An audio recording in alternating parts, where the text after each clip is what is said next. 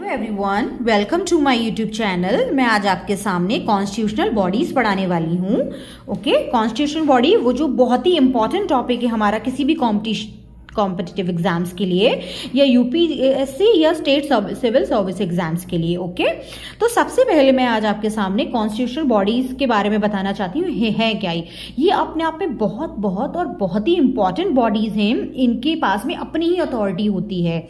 Okay, ये particular bodies को चलाने के लिए। ओके, क्योंकि ये जो है हमारा इनकी अथॉरिटी इनको कॉन्स्टिट्यूशन से मिली हुई है। हमारे कॉन्स्टिट्यूशन में इसका पूरा डिस्क्रिप्शन दे रखा है और इनके बारे में पूरा जो मेंशन है वो कॉन्स्टिट्यूशन में है। ओके, अगर इसके बारे में कॉन्स्टिट्यूशन में दे रखा है, that is why these constitutional bodies are so powerful. अगर हमें इन किसी कॉन्स्टिट्यूशनल बॉडीज में अगर कोई हमें चेंज करना पड़ता है तो इसके लिए अगर कोई भी हमें चेंज करना पड़ता है, बाई चांस कुछ भी हमें सिस्टम चेंज करना है, तो इसमें हमारा प्रॉपरली पूरा ही कॉन्स्टिट्यूशनल अमेंडमेंट रिक्वायरमेंट है। पूरा कॉन्स्टिट्यूशन में हमारा अमेंडमेंट किया जाएगा, तब कहीं जाके पर्टिकुलर एक बॉडी को लेके उसमें हम कोई चेंज ला सकते हैं। ओके, अब हम पढ़ने जा रहे हैं लिस्ट ऑफ कॉन्स्टिट्यूशनल बॉडीज। अब लिस्ट में कौन कौन सी कॉन्स्टिट्यूशनल बॉडीज शामिल हैं वो मैं आपको वन बाय वन बताने वाली हूँ। अब सबसे पहले हम एजी यानी कि अटॉर्नी जनरल के बारे में पढ़ते हैं। अब attorney general of India, okay, हमारा आर्टिकल 76 बताता है अटॉर्नी जनरल के बारे में। ओके, नाउ इनका टेन्योर और इनका रिमूवल कैसा होता है। ये होल्ड करते हैं office during pleasure of the president.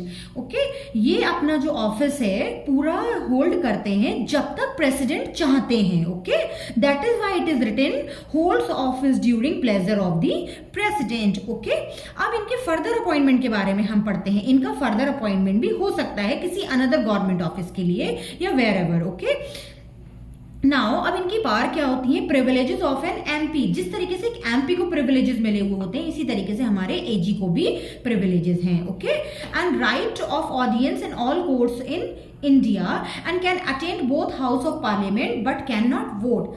अब हमारा पार्लियामेंट में जो दोनों हाउसेज होते हैं उनमें जो प्रोसीडिंग्स चल रही होती हैं लाइक लोकसभा और राज्यसभा में, तो ये जो हमारे एजी हैं attorney general of India, okay, ये प्रोसीडिंग में तो शामिल हो सकते हैं but they can not vote anywhere. Okay, इनको वोट देने का अधिकार नहीं है बट प्रोसीडिंग्स में शामिल होने का, बैठने का अधिकार है। ओके, अब हम अपना नेक्स्ट आते हैं controller and auditor general of India, जिसको हम शॉर्ट फॉर्म में सीएजी बोलते हैं। क्या बोलते हैं?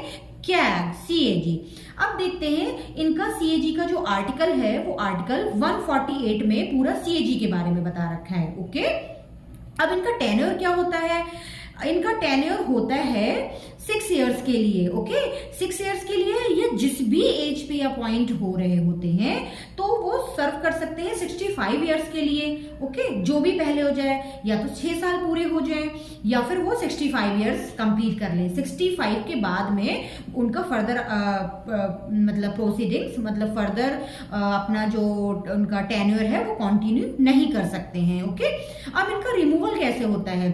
जैसे सुप्रीम कोर्ट के जज का रिमूवल होता है, इन द सेम वे जो हमारे सीएजी हैं इनका भी रिमूवल होता है। ओके, अब हम इनके फर्दर अपॉइंटमेंट के बारे में आते हैं। इनका कोई भी फर्दर अपॉइंटमेंट आगे नहीं है किसी भी गवर्नमेंट ऑफिस के लिए या कहीं पे भी।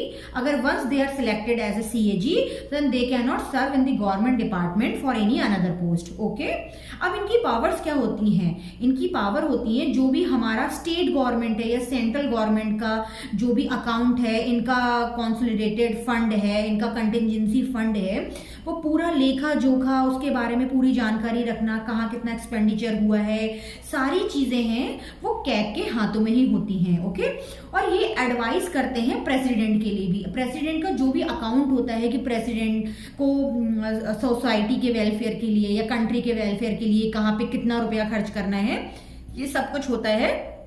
इसमें कैग भी पूरा एडवाइस करते हैं प्रेसिडेंट के लिए, स्टेट गवर्नमेंट को भी एडवाइस करते हैं एंड सेंट्रल गवर्नमेंट को भी एडवाइस करते हैं। अब हम आगे पढ़ते हैं इलेक्शन कमीशन के ऊपर। ओके, अब हमारा नेक्स्ट कॉन्स्टिट्यूशनल बॉडी है that is election commission of India. अब इलेक्शन कमीशन ऑफ इंडिया का हमारा आर्टिकल क्या है? आर्टिकल 324 में बताया गया है इलेक्शन कमीशन ऑफ इंडिया के बारे में। Article 324, remember always this. Okay, अब इलेक्शन कमीशन ऑफ इंडिया का कॉम्पोजिशन कैसे है, किस तरीके से इलेक्शन ऑफ इंडिया है ये बना हुआ है। अब इसमें देखिए आपके चीफ इलेक्शन कमिश्नर होते हैं, अदर इलेक्शन कमिश्नर भी होते हैं। ओके, आपका एक तो चीफ इलेक्शन कमिश्नर होते हैं और दूसरे भी इलेक्शन कमिश्नर होते हैं।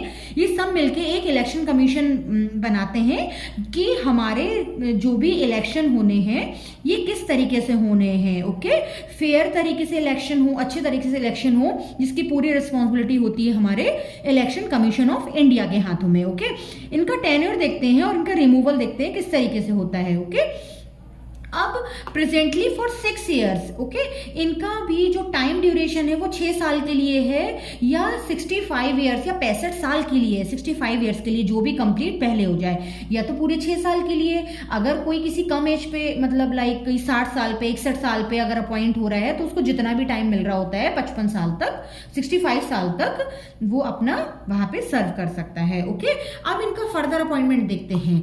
एक बार अगर कोई भी कोई इलेक्शन कमिश्नर बन जाता है, ओके, तो वो दोबारा भी किसी और दूसरी पोस्ट के लिए भी अपॉइंट उसका हो सकता है। ओके, अब इनकी पावर देखिए क्या होते हैं। इलेक्शन कमीशन की पावर क्या होती है? Conducted free and fair elections in India. India में फ्री और फेयर इलेक्शन कौन करवाता है? ओके, चाहे वो कोई से भी इलेक्शन हो वो करवाते हैं election commission of India. Okay, और पूरा लुक आफ्टर करते हैं।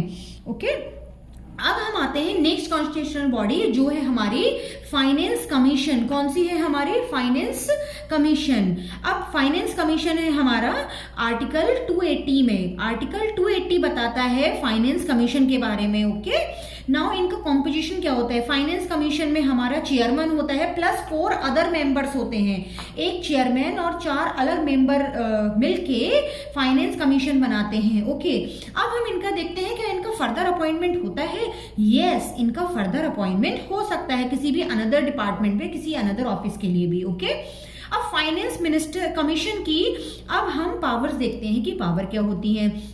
Okay, besides the basic for sharing the divisible taxes by the center as well as the states. Okay, अब जितना भी जो शेयर है किस तरीके से सेंटर में और स्टेट में पैसे को किस किस तरीके से डिवाइड करना है, कि सेंटर में हमें कहाँ पे किस डिपार्टमेंट में किस विभाग के लिए कितना पैसा जाना है, स्टेट में कहाँ कहाँ के लिए कितना पैसा जाना है और उस पैसे को किस तरीके से खर्च करना है, वो सब फाइनेंस मिनिस्टर पूरा देखते हैं। Any matter in the interest of sound finance can be refer to the president. Okay, और कोई भी मैटर है ओके रिलेटेड टू फाइनेंस वो प्रेसिडेंट के लिए भी रेफर कर दिया जाता है। Okay, now evaluates the rise of the consular fund of a state in order to affect the resources of the state, panchayat and municipalities. Okay, और ये भी इवेल्युएट करता है कि स्टेट में पंचायत के लिए, म्युनिसिपैलिटीज के लिए क्या क्या रिसोर्सेज हैं, किस तरीके से उसमें भी ओके पैसे किस तरीके से किस विभाग में क्या क्या खर्च करने हैं। ओके, और किस तरीके से जो कंसोलिडेटेड फंड ऑफ इंडिया है स्टेट का उसको कैसे करके डील करना है। Finance okay commission has the power of a civil code. Finance minister की जो पावर होती है, जिस तरीके से पावर एक सिविल कोड में होती है उसी तरीके से जो पावर होती है वो हमारे फाइनेंस कमीशन की भी होती है। ओके, अब हमारा नेक्स्ट जो आ रहा है national commission for scheduled caste, जिसको हम शॉर्ट फॉर्म में एनसी ओके एससी भी बोलते हैं, NCSC. Okay, national commission for scheduled caste. Okay, अब इसमें जो आर्टिकल है वो इंपॉर्टेंट आर्टिकल है, वो 338 बता रहा होता है एनसीएससी के बारे में। और एनसीएससी की जो कमेटी है उसमें कौन कौन लोग होते हैं कॉम्पोजिशन में? आपका एक चेयरमैन होता है, आपका एक वाइस चेयरमैन होता है और आपके 3 अदर चेयरमैन होते हैं। ओके, अब इनका टेन्योर क्या होता है? अब एनसीएससी के जो चेयरमैन और ये जो लोग हैं इनका टेन्योर होता है 3 इयर्स का। कितना साल का? 3 साल का होता है। ये 3 साल तक के लिए काम कर सकते हैं जब भी ये अपॉइंट हुए हैं। ओके, क्या इनका फर्दर अपॉइंटमेंट है? यस, ये फर्दर अपॉइंटमेंट भी इनका हो सकता है और होता है। अगर एनसीएससी वाले आगे अपॉइंटमेंट चाहें तो उनका फर्दर अपॉइंटमेंट भी किसी विभाग के लिए भी होता है। ओके अब हमारे एनसीएससी की पावर्स क्या हैं? एनसीएससी है, it is a quasi judicial body. ये एक क्वासी जुडिशियल बॉडी है, monitoring and reporting the working of the constitution safeguard for एससीज। ओके, अब हमारा कॉन्स्टिट्यूशन किस तरीके से वर्क कर रहा है, जो एनसीएससी हैं इनकी सेफगार्ड्स के लिए, ठीक है, इनके राइट्स के लिए, इनके अधिकारों के लिए, तो ये जो है पूरा एनसीएससी देखता है and it has the power of a civil code. और इनकी पावर ऐसे होती है जिस तरीके सिविल कोड की होती हैं। अब हमारा नेक्स्ट कॉन्स्टिट्यूशनल बॉडी आ रही है, वो आ रहा है हमारा ancestry, national commission for schedule tribe, national commission for schedule tribe. Okay, अब हमारा आर्टिकल 338A, ए का मतलब होता है अमेंडमेंट, यानी कि इस आर्टिकल में अमेंडमेंट हुआ था पहले। आर्टिकल 338 बताता है अबाउट एनसीएसटी। ओके, अब इसमें कॉम्पोजिशन कौन कौन है, किसका कॉम्पोजिशन है? चेयरमैन का है, वाइस चेयरमैन का है एंड 3 अदर मेंबर्स का है। इसमें chairman, vice chairman and 3 other members जो हैं वो एनसीएसटी में होते हैं। ओके, अब हम इनके टेन्योर के बारे में आते हैं। इनका भी टेन्योर 3 साल का होता है, जैसे एनसीएससी का होता है, इसी तरीके से जो एनसीएसटी वालों का भी जो टेन्योर है वो 3 इयर्स का होता है। क्या इनका फर्दर अपॉइंटमेंट आगे है? यस, हाँ, इनका फर्दर अपॉइंटमेंट भी आगे है। अब इनकी पावर्स क्या होती हैं? ओके, इनकी पावर्स जो होती हैं, ये भी क्वासी जुडिशियल बॉडी है, monitoring and reporting the working of the constitution safeguards for ST. ये एनसीएसटी, ये एसटी वालों के लिए इनके भी अधिकारों की सुरक्षा करना, इनका भी सेफगार्ड करना, ये एनसीएसटी का काम है। Okay, and it also has the power of a civil code. Okay, इनका भी जो पावर है वो सिविल कोड की तरह है। ओके, नाउ अब हम नेक्स्ट कॉन्स्टिट्यूशनल बॉडी पे आते हैं, special officer for linguistic minorities, special officer for linguistic of minorities. Okay, इनका जो आर्टिकल है वो 350B है। क्या है? आर्टिकल 350B है। कॉम्पोजिशन क्या है इनका? Commissioner, deputy commissioner and assistant commissioner मिलकर जो हैं वो ये कॉम्पोजिशन बना हुआ है। ओके, ये कॉम्पोजिशन बना हुआ है। अब इनका टेन्योर देखिए क्या होता है, इनका रिमूवल कैसे होता है हमारा special officer for linguistic minorities का। ओके, अब प्लेजर ऑफ प्रेसिडेंट। ओके, ये जो है ये जब तक प्रेसिडेंट चाहे सिर्फ ये तब तक ही वर्क करते हैं। ओके, क्या इनका फर्दर अपॉइंटमेंट है? यस, इनका फर्दर अपॉइंटमेंट हो सकता है। ओके, अब इनकी पावर्स क्या क्या है हम देखते हैं। Monitoring and reporting the working of constitution safeguards for linguistic minorities. Okay, जो भाषाई जो माइनॉरिटीज हैं, भाषा के क्षेत्र जो लेकर जो माइनॉरिटीज हैं, उनके भी अधिकारों को और उनके भी वर्ग को सेफगार्ड करना इनका काम है। ओके, अब हमारा नेक्स्ट कॉन्स्टिट्यूशनल बॉडीज आ रही है, that is UPSC. Okay, union public service commission, short form is UPSC. अब यूपीएससी में कौन सा आर्टिकल आता है? Article 315 to article 323 in between हमारा यूपीएससी के बारे में डिस्क्रिप्शन है। अब इनका कॉम्पोजिशन देखिए क्या होता है, 9 to 11 मेंबर्स इसमें होते हैं। यूपीएससी में कितने मेंबर्स होते हैं? 9 to 11 मेंबर्स। अब इनका टेन्योर क्या होता है और इनका रिमूवल क्या होता है? प्रेजेंटली फॉर 6 years और 65 years which ever is earlier.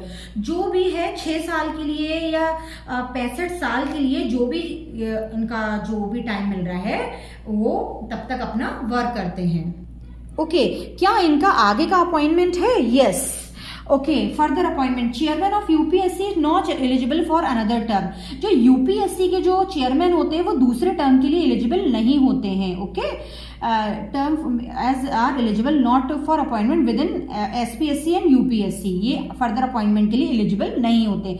Once if they become the chairman of UPSC they are not allowed to join any another government office. Okay, अब इनकी पावर्स क्या होती है? Recruitment of all India services, center services, public services and centrally administered territories advisory powers. Okay, जितना भी हमारे all India level के exam होते हैं सिविल सर्विसेज को लेके, whether it is on the state central level, और जितने भी पब्लिक सर्विस कमीशन से रिलेटेड जो एडमिनिस्ट्रेशन से रिलेटेड एग्जाम होते हैं, इनका पूरी एडवाइस करना ओके पूरा फाइनल सिलेक्शन तक they look after everything. Okay अब हमारा आता है state public service commission. State public service commission short form is SPSC. Okay SPSC. अब आर्टिकल देखिए इसमें क्या होता है, एसपीएससी में भी आर्टिकल 315 टू 323 है। ओके इनका टेन्योर, इनका रिमूवल क्या है, प्रेजेंटली फॉर 6 ईयर्स और 65 years which ever is earlier. ये भी 6 साल तक या 65 ईयर तक जब तक ये पूरे होते हैं ये अपना मतलब जो भी पहले हो जाए वहां तक ये काम करते हैं। ओके तो आज हमने जाना ज़्यादातर सारी कॉन्स्टिट्यूशनल बॉडीज के बारे में और उनका टेन्योर, उनके आर्टिकल्स, उनका रिमूवल एंड उनकी powers in short term. Okay अब इंपॉर्टेंट ये क्वेश्चंस हैं, is NITI Aayog a constitution body? क्या आप जानते हैं कि नीति आयोग क्या एक कॉन्स्टिट्यूशन बॉडी है?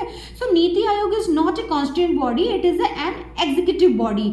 नीति आयोग है ये कॉन्स्टिट्यूशन बॉडी नहीं है, क्योंकि नीति आयोग का डिस्क्रिप्शन है वो आपके कॉन्स्टिट्यूशन में नहीं है, ये एक एग्जीक्यूटिव बॉडी है। ठीक है ये डिसीजन लेके एक एग्जीक्यूटिव बॉडी बनाई गई है जो पब्लिक के वेलफेयर, ओके जो डिसीजन मेकर बॉडी होती है। Okay now what is the difference between statutory and constitution body?